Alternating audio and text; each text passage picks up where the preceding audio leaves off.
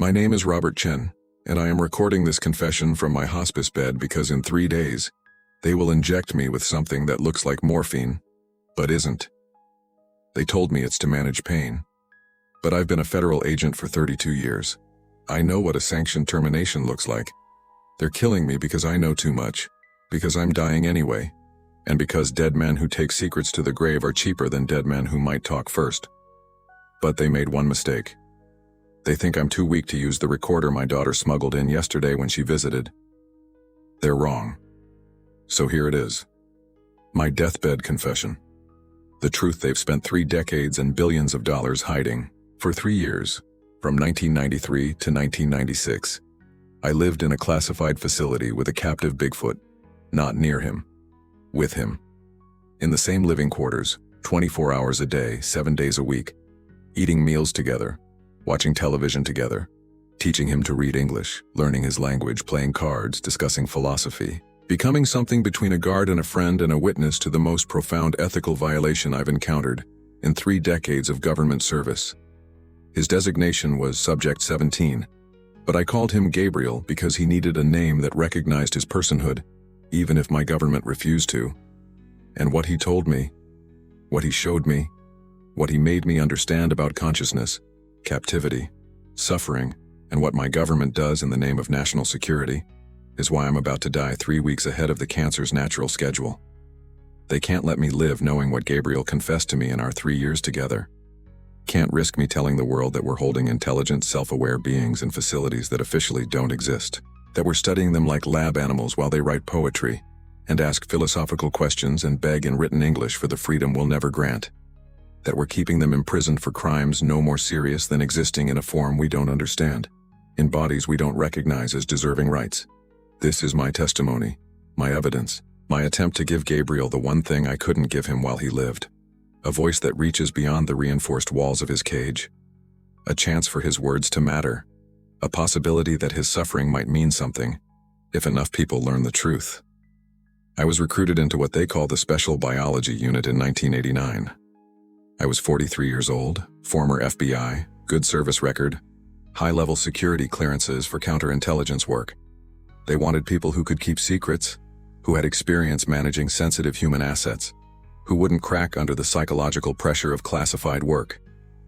They told me I'd be working on classified research related to unknown hominids found in remote wilderness areas. Bigfoot, though we never use that word in official documents. The official designation was UBE, Unknown Bipedal Entity.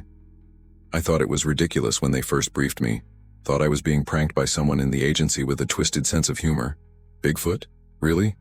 The government was spending money studying a creature from truck stop tabloids and late-night cable shows. Then they showed me Subject 12 during orientation, and every assumption I had about reality shattered in about 15 seconds. She was real, 8 feet tall, covered in reddish-brown fur that caught the light from the observation room, sitting in a reinforced enclosure that looked like a prison cell trying to pretend it was a bedroom. And she was watching us through the one-way glass with eyes that were unmistakably, devastatingly, impossibly intelligent. Not animal intelligence. I'd seen that in dogs, in dolphins, in the primates we sometimes worked with. This was different. This was human intelligence. Maybe beyond human. She tracked our movements with the focus of someone assessing threats, studied our body language the way a psychologist would. And when the chief researcher, Dr. Morrison, I'll never forget his name, explained that Subject 12 had been in captivity for 7 years, I saw something in her eyes that made my stomach turn and my hands shake. Resignation. Not the dull, empty resignation of an animal that's given up trying to escape. The conscious, aware, deeply bitter resignation of a person who knows exactly what's been stolen from them and understands with perfect clarity that there's no escape, no appeal, no hope. How many are there? I asked, my voice barely steady. How many subjects? Currently, 17 subjects across 4 facilities nationwide. This is the primary research site in Virginia. We have 12 subjects here. The others are distributed between Alaska, Montana, and Washington facilities. We've had 23 total captures since the program began in 1967. 6 died in captivity from various causes. 17 currently active. 17. 17 intelligent beings held captive, studied, imprisoned. For what? What's the purpose, I asked. Why are we holding them? Dr. Morrison smiled like a professor explaining something to a slow student. Understanding, Agent Chen, these creatures represent a parallel evolution of intelligence on Earth, a separate lineage that developed cognition, tool use, language, and social structures completely independent of Homo sapiens. Studying them helps us understand the nature of intelligence itself, how cognition develops, how language emerges, what consciousness requires.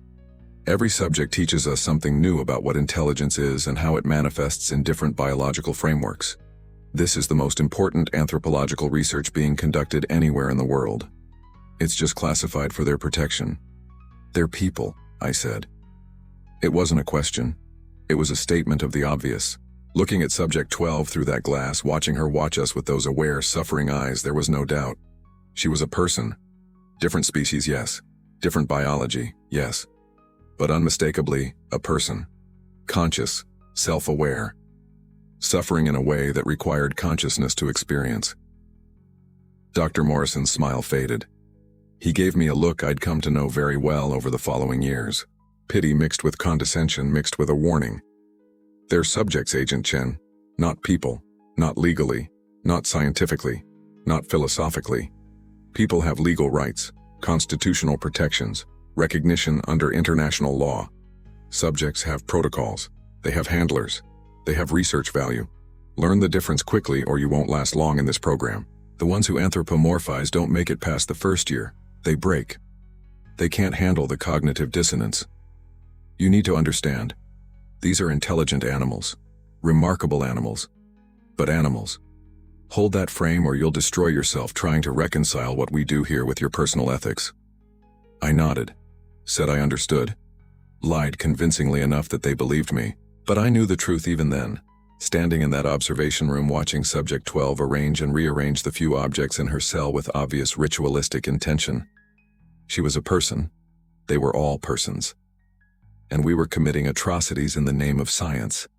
I lasted 7 years in the program, 3 of them living directly with Gabriel, and by the end, I understood that Dr.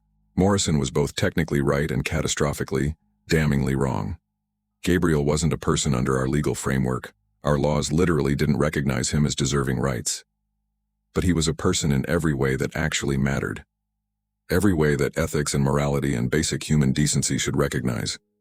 And keeping him caged, keeping any of them caged, was a crime against consciousness itself. A crime I participated in for 3 years. A crime I'm confessing now, as they prepare to kill me for knowing too much. Gabriel was Subject 17, the most recent capture when I arrived at the facility in 1989. He was approximately 32 years old by our best biological estimates. Though we had no way to know for certain, he'd been captured in the Cascade Mountains of Washington after a 3-year tracking operation that cost millions of dollars and involved sophisticated surveillance technology, thermal imaging, and finally tranquilizer darts delivered by sniper teams when he made the mistake of crossing an open meadow at dawn. They shot him 4 times, massive doses of sedatives designed for elephants, transported him while unconscious in a specially designed container, flew him across the country in a military cargo plane. He woke up in a reinforced cell in a facility buried in the Blue Ridge Mountains, held by a species he'd spent his entire life successfully avoiding, with no understanding of what had happened or why or what would happen next. The trauma was immediate and catastrophic. You could see it in his behavior, in his body language, in the sounds he made. He wouldn't eat for the first 11 days. The medical team had to sedate him and use IV nutrition to keep him alive. He wouldn't sleep, or if he did, it was in brief, fitful intervals where he'd wake up startled, disoriented, making sounds that were unmistakably distress calls. He just sat in the corner of his cell, as far from the observation glass as possible, rocking back and forth, making low vocalizations that the audio analysts eventually realized were grief sounds. He was mourning his freedom, mourning his life, mourning his own capture the way you'd mourn a death because, in every way that mattered, his life had ended the moment those tranquilizer darts hit. The researchers documented everything with clinical detachment. Subject 17 displaying expected acute stress response to captivity, elevated cortisol levels, reduced appetite, disrupted sleep patterns. lack of engagement with environmental enrichment, classic adjustment period. Should normalize within 4-6 months. They talked about him like he was a zoo animal having trouble adapting to a new enclosure. Not like he was a person who'd been kidnapped, drugged, and imprisoned for crimes he didn't commit in a place he didn't understand, by beings who spoke a language he couldn't comprehend. 6 months passed. Gabriel didn't normalize. His stress levels remained critically elevated. He'd started eating just enough to survive, but he showed no interest in the enrichment activities they provided. Wouldn't interact with toys or puzzles or novel objects. Just sat in his corner, staring at nothing, occasionally making those low grief sounds that broke something in me every time I heard them. The researchers were frustrated. They weren't getting useful behavioral data, weren't learning anything except that prolonged captivity causes suffering, which they already knew and didn't seem to care about. That's when Dr. Morrison proposed the cohabitation experiment. I was called into his office 6 months after Gabriel's capture. "We have a problem with Subject 17, Morrison said, pulling up video footage of Gabriel sitting motionless in his cell. "He's not adapting. We've tried standard protocols, gradual habituation, positive reinforcement, environmental enrichment. Nothing's working. Stress levels remain dangerous.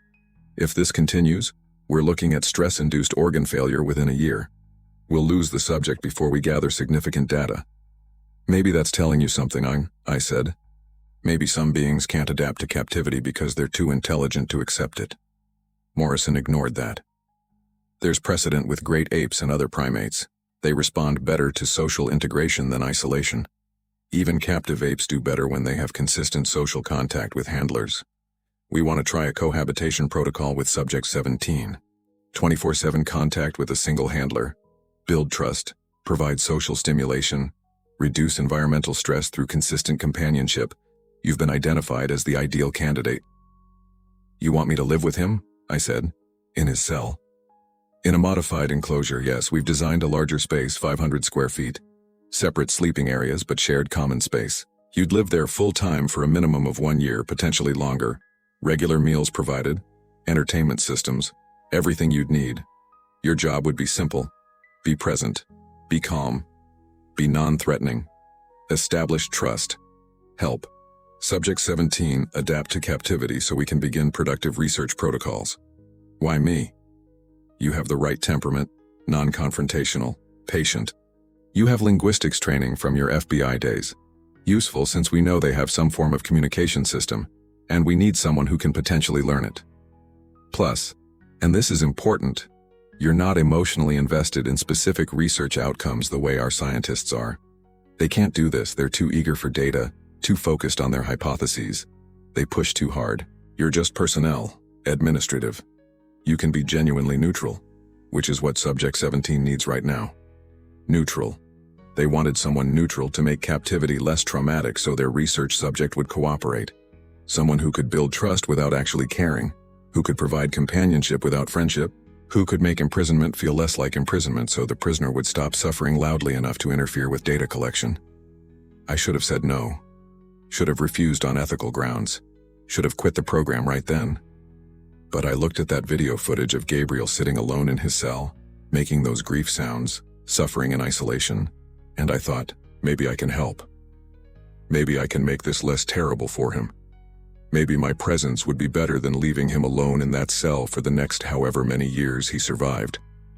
I told myself I was choosing compassion. Really, I was choosing complicity. Choosing to become part of the system that imprisoned him. Choosing my career and my comfort over taking a stand. "I'll do it," I said, and in that moment, I became more than a witness to Gabriel's captivity. I became an instrument of it. They moved me into Gabriel's new enclosure in March 1993. 500 square feet of reinforced living space designed to look like a small apartment if you ignored the unbreakable glass walls and the cameras recording every moment. There was a bedroom area with 2 separate sleeping platforms, a bathroom with a toilet and shower, a common area with a couch, a table, a television, some books, like a studio apartment designed by prison architects. They'd furnished it with things Gabriel had never seen, chairs for instance, since his kind didn't use furniture. Technology he couldn't understand. Objects from a culture completely alien to him. Gabriel watched from his corner as they brought me in with my bags. I watched him watch me. Both of us understanding in that moment that we were prisoners now. He'd been a prisoner for 6 months. I was choosing to become one. For how long? A year, they said. But I'd signed documents giving them the right to extend indefinitely if research required it. I was locked in now, literally. The door sealed behind me with a heavy metallic sound that seemed to echo forever. We stared at each other across that small space. This massive being covered in dark brown fur, easily twice my size, capable of killing me without effort if he chose.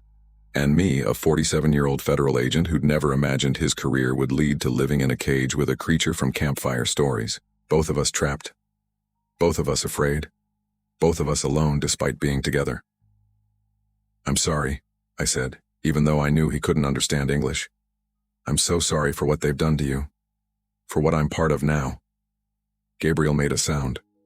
Low, mournful, resigned.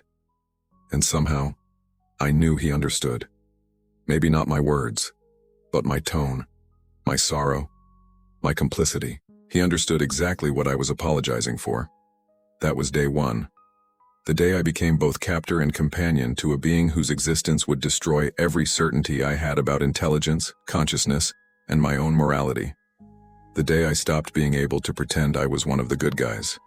The first month was careful silence. Gabriel stayed on his side of the enclosure. I stayed on mine. We moved around each other like dancers who'd never practiced together, always aware of the other's location, careful not to invade space, careful not to make sudden movements that might be interpreted as threatening. The researchers had given me detailed protocols. Offer food at regular intervals. Maintain a calm, non-threatening presence. Don't force interaction. Document everything you observe in the daily logs they collected every evening through the secure pass-through. I followed the protocols mechanically, feeling more like a zookeeper than whatever they imagined I was becoming. But I watched him constantly. Couldn't help it, and the more I watched, the more I saw behaviors that weren't animal behaviors at all. Gabriel organized his space with clear intentionality. Sleeping area completely separate from eating area. Both separate from what I started thinking of as his contemplation space, where he'd sit for hours staring at the wall, or at his own hands, or at nothing I could identify. He wasn't just existing in the space. He was thinking, processing, grieving maybe, for the life he'd lost. Or planning, or remembering. Something was happening behind those eyes that looked far more like human thought than animal instinct. He watched television, which surprised me most in those early weeks. The enclosure had a TV mounted on one wall, some psychologist's idea about environmental enrichment and mental stimulation. Gabriel figured out the remote control in 3 days. I watched him experiment with the buttons, make connections between actions and results, learn the interface. Then he started selecting programs, not randomly flipping channels the way I did when I was bored, deliberately choosing what to watch. He preferred nature documentaries, would watch them with an intensity that seemed almost painful, seeing forests and mountains and rivers he couldn't reach, animals moving freely through habitats he'd never experience again. Once, I found him touching the screen when footage of the Pacific Northwest appeared, old-growth forests that might have been near where he was captured. He was pressing his palm flat against the glass, making soft vocalizations that I'd learned meant sadness or longing. He was homesick, watching TV the way a prisoner might look at photographs of freedom. I started talking to him in the second month, just narrating my actions to fill the silence, to make myself feel less like a silent captor. "I'm making coffee now. You want some?" "No, you probably don't drink coffee. You prefer the fruit, right? The apples especially. I noticed you always eat those first." Stupid observations. Meaningless small talk directed at someone who couldn't understand the words. But talking filled the silence, made the situation feel slightly less like imprisonment and slightly more like, I don't know, coexistence. That was a lie, I told myself. But I talked anyway. And Gabriel started responding. Not with words, with sounds. I began noticing patterns, different tones for different meanings. A low rumble that seemed to mean agreement or acknowledgement. A higher pitch that felt like a question or uncertainty. A sharp sound that was clearly negative or rejection. He had a whole vocabulary of vocalizations I was slowly learning to interpret, like learning a language by pure immersion, by trial and error and attention to context. Month 2, he approached me for the first time. I was reading, some thriller I'd requested through the facility supply system, trying to maintain some connection to my life before the enclosure. Gabriel stood up from his contemplation area, walked slowly toward me and sat down on the floor about 6 feet away. Close enough to be social, far enough to escape if I did something threatening. He pointed at the book with one massive finger, made a questioning sound.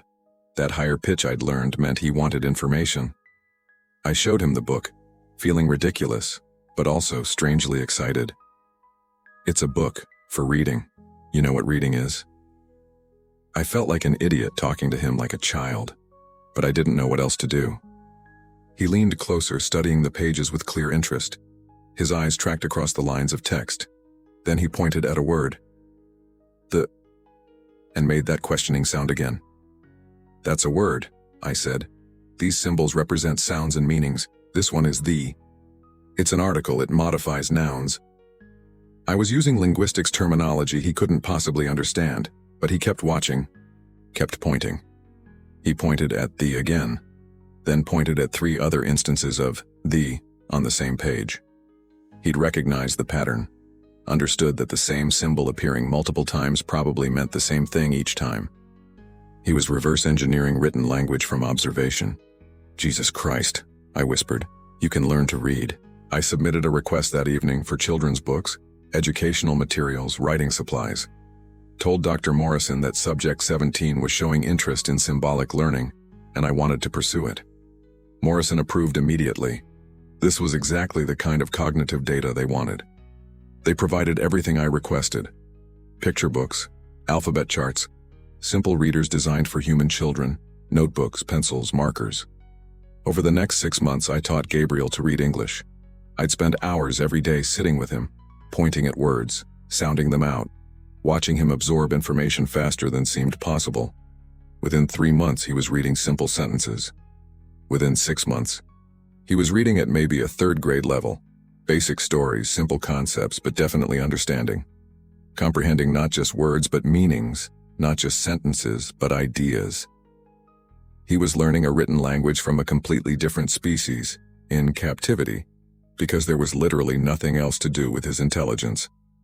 The researchers were ecstatic. Subject 17 demonstrates clear capacity for symbolic learning, language acquisition, and abstract reasoning. This confirms higher-order cognitive function, comparable to human baseline, and potentially exceeding it in specific domains. They published papers in classified journals, used Gabriel's intelligence to justify more funding, more research, more captures. The smarter he proved to be, the more valuable he became as a research subject. His intelligence didn't earn him freedom. It earned him more intensive study, more tests, more documentation. They were using his consciousness against him, turning his mind into evidence that justified his continued captivity. I taught him to write in month 8, started with basic letter formation, moved to words, then simple sentences. Gabriel practiced for hours every day, his massive hands learning to control tiny pencils, his fingers developing the fine motor control necessary for writing. And one day, about 10 months into our cohabitation, he wrote something on his own, and pushed the paper across the floor toward me. 3 words in crude, barely legible letters. Home. Miss Home. Please. He was asking for freedom, directly, in written English. A plea from prisoner to guard, using the language of his captors to beg for what had been stolen. I stared at those 3 words until my vision blurred. Then I submitted them to Dr. Morrison as required by protocol. His response came back within an hour. Excellent data. Document progression of linguistic complexity. See if subject can develop more sophisticated syntactic structures. Gabriel had begged for freedom and they wanted me to document his grammar. Year 2 transformed everything. Gabriel's language skills had progressed to the point where we could have actual conversations. Me speaking, him writing responses, both of us navigating the strange space between captor and companion that I still didn't know how to name. He wrote in notebooks constantly now, filling pages with observations, questions, thoughts. The researchers collected everything, analyzed his syntax and vocabulary development, published more papers about his cognitive abilities. They were thrilled. I was devastated, because what Gabriel was writing wasn't just language practice. It was testimony, confession, philosophy, condemnation. He was using the tools I'd given him to articulate exactly what was being done to him and why it was wrong. It started one evening when I was watching the news. Another story about war somewhere, footage of destruction, refugees, bombed buildings. Gabriel sat beside me on the couch. We'd gotten to that point where he'd sit near me, where proximity no longer felt threatening to either of us. He watched the screen intently, then reached for his notebook and wrote, "Why you kill each other? Why your kind do this?" I tried to explain. Talked about conflict, resources, territory, ideology, religion, nationalism. All the standard justifications humans use for violence against other humans. Gabriel listened. I'd learned he could read lips, could understand spoken English even if he couldn't produce it. Then wrote more, his pencil moving slowly, carefully forming each letter. "We never kill each other, not once, not ever. Not in all memory that passes down. We fight sometimes, push, make loud sounds, but never kill, never hurt to death. Why you different? Why your kind kill own kind?" "I don't know," I said honestly. "We're more violent, I guess, more aggressive. Maybe it's evolution. Competition for resources, survival instincts." He shook his head, a gesture he'd learned from watching me. Wrote, "Not evolution, choice. You choose hurt each other. Then say, cannot help it. Say is nature, but is not nature. Is choice you make, then lie about. We see you. We watch long time. You choose violence, then make excuses." That conversation opened floodgates.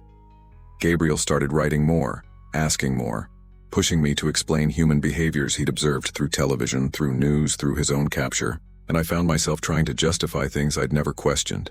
Property ownership, legal systems, imprisonment, authority, power structures.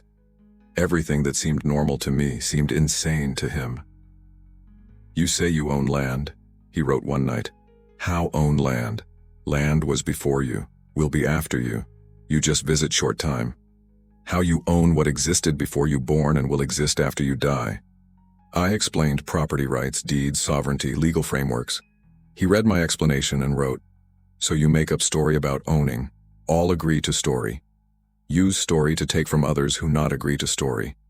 Then say story is law. But is just story. We know this. We were here first. We not make story about owning. Just lived here. Then you come. Make story. Use story to say you own what we lived in. Why your story beats our existing because you have guns and we don't. So truth is what violence says is truth. That's basically how it works, yes. Sad way to understand world. Very sad. We think you would be wiser. You so smart in many ways. Build machines, understand stars, but not understand simple thing. Cannot own what you not create. Can use, can visit, can respect, but not own. Your language mistake becomes your life mistake." He wrote about consciousness, about intelligence, about the human obsession with hierarchy. You rank everything, smarter, dumber, better, worse, higher, lower, more evolved, less evolved. But evolution not have direction, not have goal, just change. We not less evolved than you, just different evolved. Evolved for different life. But you cannot see this, must make ladder, must put self on top of ladder, then use ladder position to justify taking from everything below. Is circular thinking, is trap you make for self.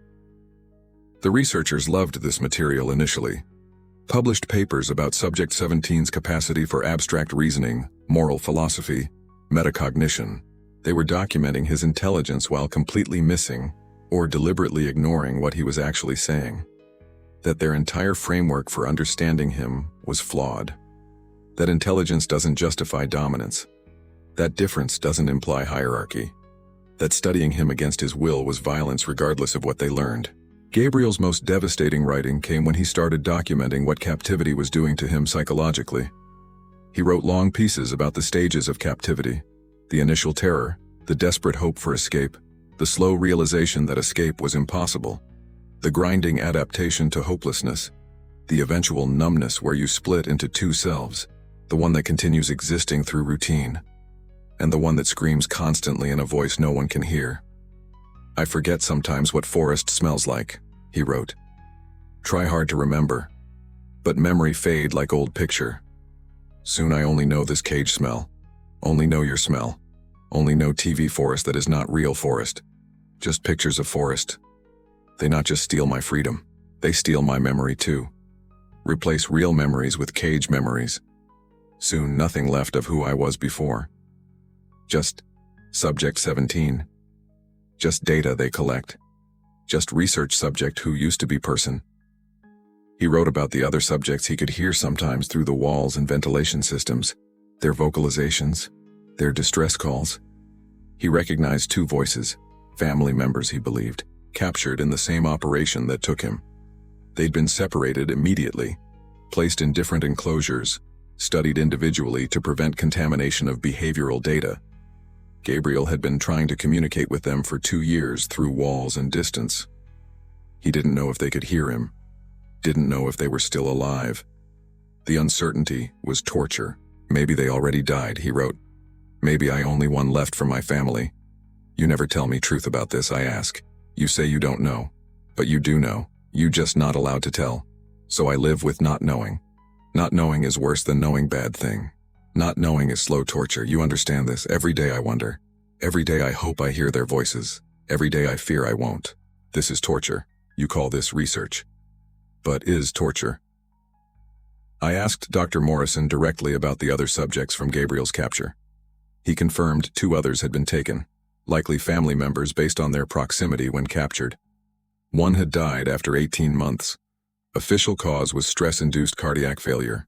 The other was in medical observation in another wing of the facility, not adapting well, showing signs of severe psychological deterioration, potentially terminal if trends continued. I told Gabriel the truth, watched him absorb the information, watched him write a single word in his notebook. Murdered. Then he added, "You say she died, but you killed her. Stress you caused killed her. Cage killed her. Your research killed her. You understand this makes you killers? Not with gun. Not with knife. With cage. Slower, but same result. You kill my family. You kill me too, just slower. And you call this science. You call this understanding. It's just murder you write papers about."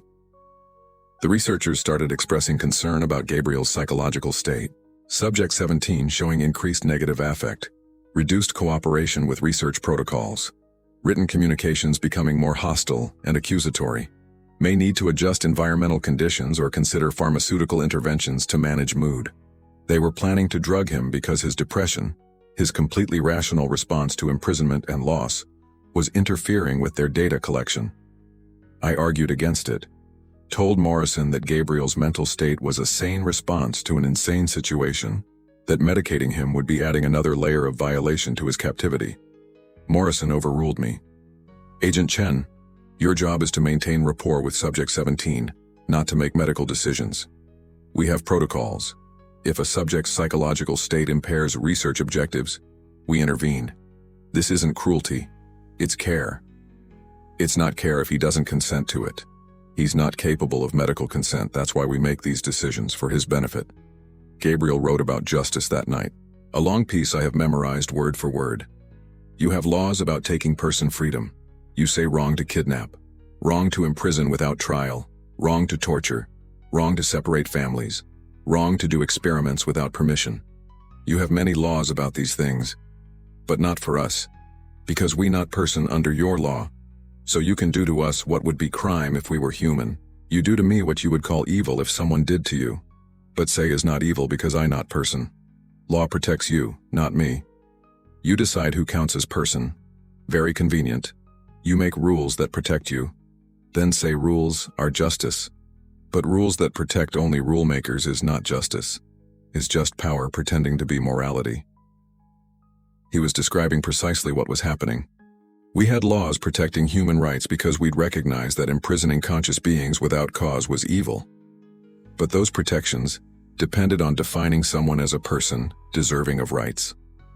Gabriel met every philosophical criterion for personhood: intelligence, self-awareness, capacity for suffering, moral reasoning, linguistic ability, but he wasn't human, so he wasn't protected. The law created a category that excluded him then use that exclusion to justify doing things to him that would be prosecuted as crimes if done to humans. If alien species came to Earth, he wrote another time, and they captured you, studied you, kept you in cage to learn about humans, you would say this is wrong. Would say you are intelligent being deserving freedom. Would expect aliens to recognize your personhood even though you not their species. Why you not recognize our personhood? Why you do to us what you would call evil if done to you? Why you think species boundary makes evil become science? I had no answer. The only honest answer was that we imprisoned Gabriel because we could. Because our species had the power and his didn't. Because we decided that might makes right when there's no higher authority to appeal to. Because every atrocity in history starts with deciding some group doesn't count as persons deserving protection. We'd done it to other humans throughout history, enslaved them, genocided them, experimented on them, always with justifications about how they weren't really fully human. Now we were doing it to another species. Same logic, same evil, just a different boundary for who counted as persons. Gabriel's final major piece of writing came 2 months before I was removed from the project. He called it his testimony. Wrote it over 3 days, working late into the nights, filling page after page. When he finished, he handed me the notebook. For you to keep, he wrote on a separate page. So someone knows, so someone remembers what happened here, what you did, what I suffered, what this was. I still have that testimony, copied it word for word before they confiscated the original. It's the most important document I've ever read. Gabriel's testimony filled 32 pages of careful handwriting. I'm going to read the most important parts into this recording because his words matter more than mine. Because he articulated what was happening with a clarity I never could. This is what Gabriel wrote after 3 years in captivity. I want you to know I am conscious. I know this obvious to you. You teach me to read. You talk with me. You know I think and feel and suffer. But I write it clear anyway because humans good at forgetting what they know when convenient. I am conscious. I think about past, present, future. I remember life before cage. I plan impossible futures where I am free. I suffer knowing these futures will never happen. This is consciousness. This is what you study while pretending not to understand you are torturing conscious being. I want you to know I forgive you. Not because you deserve forgiveness, you do not. You participate in my torture daily. You are kind captor but still captor. Your kindness makes cage softer but does not open door. But I forgive you because holding anger makes cage smaller inside my mind. Takes more of me. I give enough to this place. I will not give more. Forgiveness is gift I give myself, not you. I want you to know I tried to die. First year, stopped eating, tried to stop drinking, tried to end this. But you forced food, forced water, kept me alive against my will. You say this is care. Is not care, is torture. You keep me alive for your purposes, not mine. Death would be freedom. You deny me even that choice. You deny me everything, even the final choice to end suffering. You keep me alive to study. My suffering is your data. You say you sorry. But sorry means nothing when you change nothing. Sorry is just word you use to feel better about evil you continue doing. I want you to know what captivity is. First months is terror. Constant fear, not understanding where you are or why or what happens next. Then terror becomes depression when you understand. This is forever. This is your life now. All you knew is gone. All you might have been is gone. Just cage. Just waiting. Just existing because death not allowed. Then depression becomes numbness. You split. Part of you does routines. Eats when food comes. Sleeps when tired. Watches TV. Pretends this is life. Other part of you screams. Screams and screams in voice no one hears. Both parts are you. Neither part is person you were before. Cage kills that person. Replaces with something else. Something broken. He wrote about human intelligence and human blindness. You very smart and very stupid same time. Can understand stars, atoms, mathematics. Cannot understand simple truth. Other beings have inner lives like yours. You know this with humans. You see other human and know they think, feel, suffer like you. But you cannot make same leap to other species. We think, we feel, we suffer. But you cannot see this. Or you see and ignore because seeing means admitting what you do is evil. So you make up stories. Say we just animals. Say we not really conscious. Say studying us is science, not torture. Make words that hide truth. Then believe your own words. About his species and their long history of hiding. We watch your kind long time, thousands of years. We see you spread. See you change everything. See you kill everything that not useful to you. See you destroy habitats, drive species extinct, poison waters, change climate. We know what happens to beings who you discover. You kill them or cage them or eat them. No other option. So we hide. Hide so well you think we not real. Think we just stories. This is success. Being myth is safer than being known. But now you catch us anyway. Now you study us. Now you prove we exist. Soon no more hiding. Soon your kind swarms our last places. Soon we all gone. You will study us until we extinct. Then you will write papers about what you learned. You will put our bones in museums. You will congratulate yourselves on understanding us. But you will never understand most important thing. We did not want to be understood. We wanted to be left alone. About what he wanted humans to know. I want you to know intelligence not make you special. Many beings intelligent. Different ways. We intelligent in ways you not measure. You intelligent in ways we not need. Intelligence is tool, can be used for good or evil. You use intelligence to dominate, control, destroy. We use intelligence to live quietly in balance. Which intelligence is better? You say yours because you survive and we die. But surviving by killing everything else is not winning, is just being last to die. I want you to know we not so different. We feel love. We feel fear. We feel sadness. We want freedom. We want family. We want home. Same as you. But you cannot see this. Cannot see that species boundary not erase feelings. Cannot see that different bodies still have same basic wants. You see difference and think, this makes us less deserving. But deserving not based on similarity to you. Based on capacity to suffer. And we suffer. We suffer same as you would suffer in cage. Maybe more, because we not understand why. You would understand your captors. Would understand their language, their motivations, their systems. We understand nothing. Just know, captured, imprisoned, studied, forever. How you not see this as evil? About his family members who died in captivity. You killed them. Say they died of stress, but stress caused by cage. Cage caused by you. You killed them same as if you used weapon. Slower, more cruel. At least bullet is quick, but you stretched their dying over months. Watched them deteriorate, documented their suffering, called it research. Then when they died, you cut them open, studied their organs, learned from their bodies what their lives could not teach you because you never asked right questions. You never asked, do you want to be here? And if you asked, would you have listened to answer?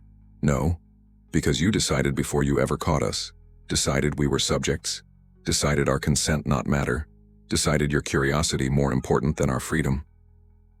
Gabriel's testimony ended with this.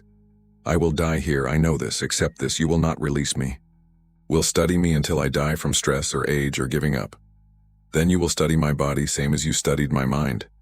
You will learn everything about me except the only thing that matters. That I did not consent to this.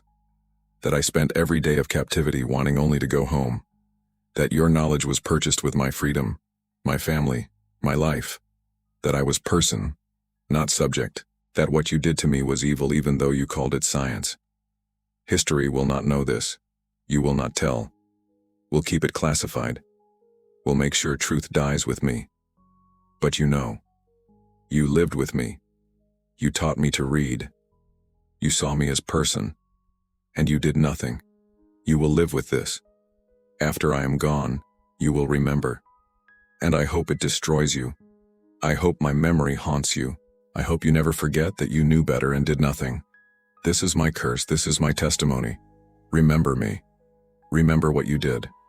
Remember that you had choice and you chose wrong. 2 weeks after Gabriel wrote that, I was removed from the project.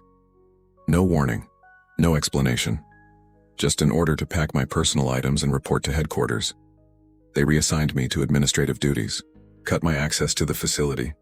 I requested information about Gabriel, denied. Requested visiting rights, denied. I'd spent 3 years living with him and they severed contact completely. I learned 4 months later that Gabriel had died. Official cause: complications from chronic stress-induced illness. Real cause: murdered by the conditions of his captivity, exactly as he'd predicted. He was 35 years old. He died in a cage, studied to death, having never seen freedom again after his capture. They performed a complete autopsy, published papers about his organ structure, his brain size, his muscle composition, learned from his dead body what they couldn't learn from his living mind: that he was extraordinarily intelligent, that his brain showed remarkable development, that he was neurologically capable of complex thought and emotion. All confirmed after it was too late to matter. I quit 3 months later. Couldn't continue. Couldn't be part of the program that had killed Gabriel. They made me sign enhanced NDAs, threatened me with prosecution, made clear that speaking about anything I'd witnessed would result in immediate imprisonment.